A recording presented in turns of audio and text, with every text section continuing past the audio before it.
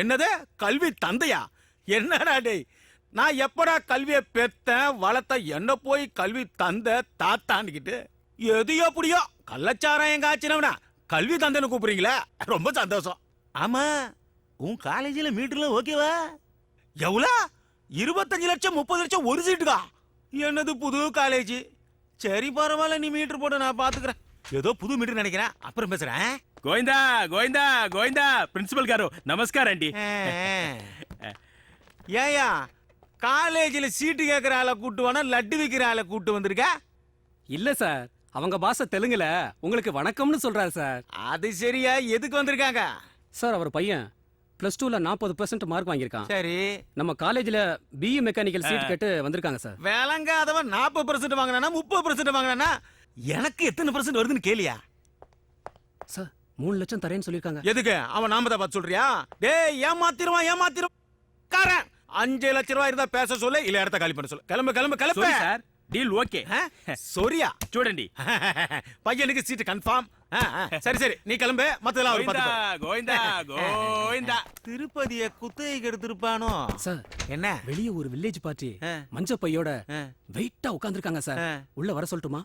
டேய் மஞ்சா பையாவது கஞ்சா பையாவது கட்டுக்கிட்ட பணம் கொண்டு வந்துருப்பா, சீக்கிரம் கூட்டு வாடா. போடா போடா.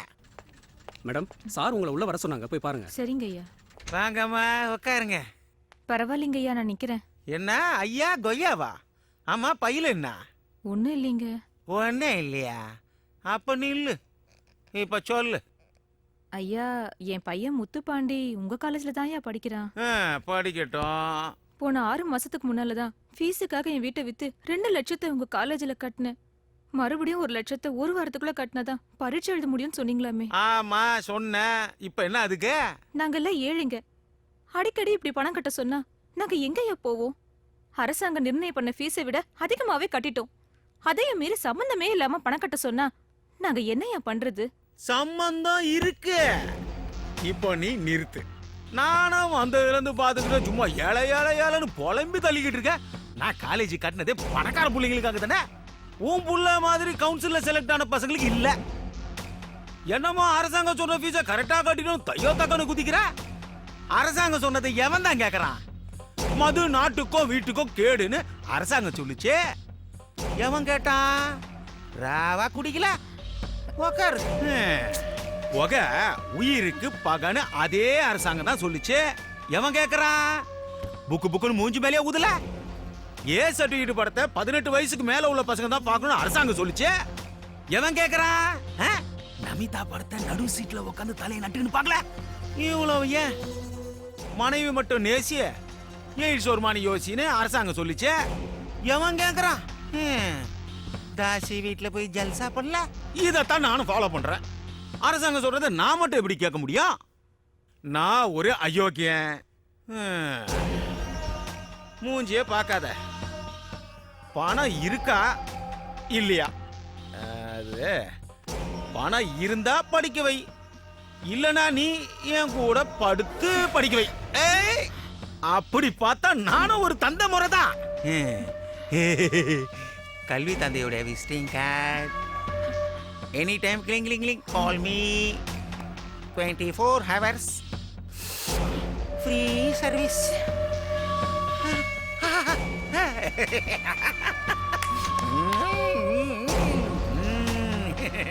பாசத்தோட தான் போற. படிப்பு இல்ல, படுத்துருவா. நெக்ஸ்ட்.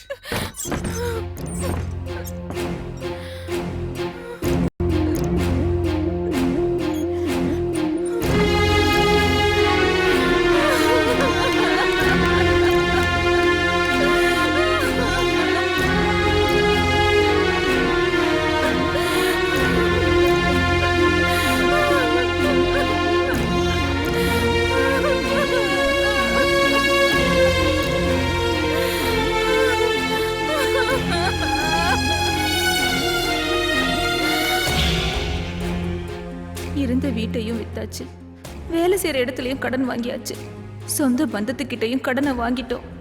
கட்டின புடவை தாலி கொண்டு வித்தாச்சு. இருக்கிறது இந்த உடம்பு தான். எனக்கு எல்லாமே என் புள்ளதான். அவ படிக்கணும் படிக்கணும். இந்த உசுறு இல்ல, உடம்பே அழிஞ்சாலும் பரவாயில்ல, என் பையன் பெரிய இன்ஜினியர் ஆகணும்.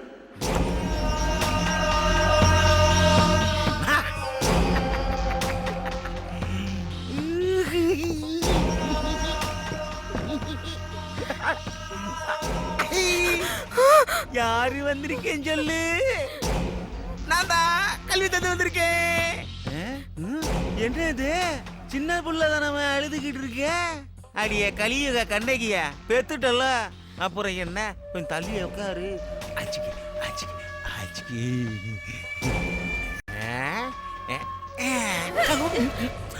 செருப்பு போடுறியான்னு பார்த்தேன்.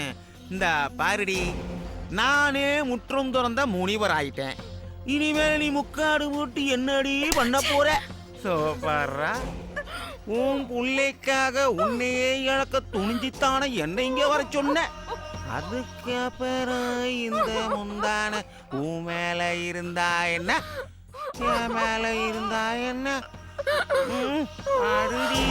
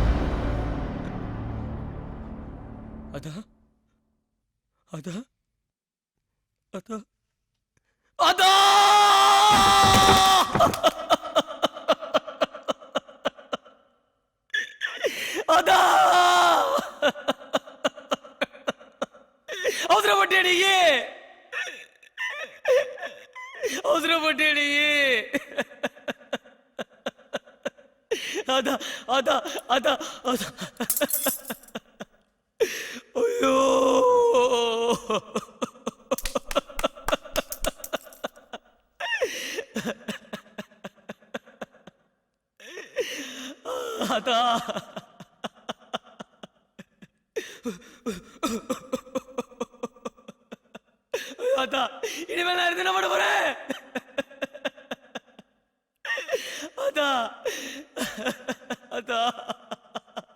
அவசரப்பட்டியே ஒளிதாக மாட்டா நீ இல்லாம என்ன பண்ண போற?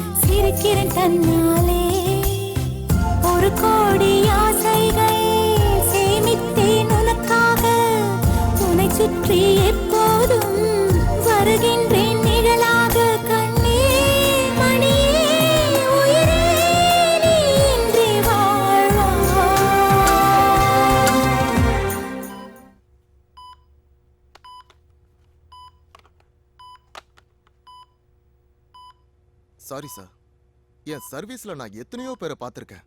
ஆனா இவன மாதிரி ஒரு ஆளை நான் பார்த்ததே கிடையாது சார். வாயை திறக்கவே மாட்டா. இவனுக்கு இந்த மிஷின்லாம் பத்தாதியா? பத்தாது.